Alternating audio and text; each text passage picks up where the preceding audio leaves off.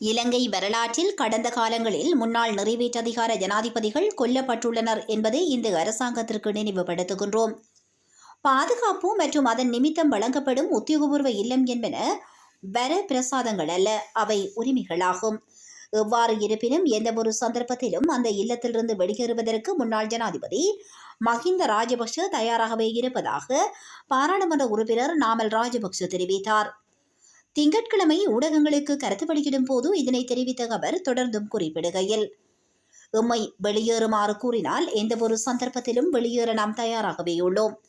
காரணம், இது எமது சொந்த குடியிருப்பு அல்ல. முன்னாள் ஜனாதிபதி மஹிந்த ராஜபக்ஷவும் இதே நிலைப்பாட்டிலேயே இருக்கின்றார். உத்தியோகபூர்வ இல்லம் என்பது எமது முன்னாள் ஜனாதிபதிகளுக்கு பாதுகாப்பினை அடிப்படையாக கொண்டு அரசியல் அமைப்பினூடாக வழங்கப்பட்டுள்ளவையாகும். எவ்வாறு இருப்பினும் அந்த இல்லத்தை தற்போதைய ஜனாதிபதி அனுரகுமார திசாநாயக்காவிற்கு யாருக்காவது விற்க வேண்டிய தேவை இருந்தால் அதற்காக முன்னாள் ஜனாதிபதி மஹிந்த ராஜபக்ஷவை அங்கிருந்து வெளியேற்ற நினைத்தால் அதனை நாம் எதிர்க்கப் போவது இல்லை.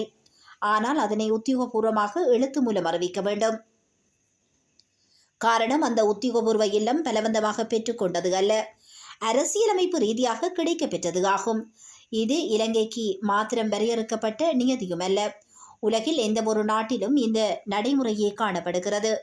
முன்னாள் ஜனாதிபதி மஹிந்த ராஜபக்ஷவிற்கு மாத்திரமன்றி சகல முன்னாள் அரச உத்தியோகத்தர்களுக்கும் இது பொருந்தும்.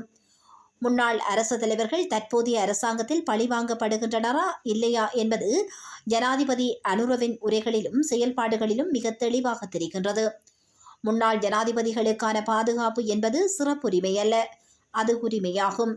இலங்கை வரலாற்றில் இதற்கு முன்னர் பல நிறைவேற்றதிகார ஜனாதிபதிகள் கொல்லப்பட்டுள்ளனர் என்பதை இந்த அரசாங்கத்திற்கு நினைவுபடுத்துகின்றோம்.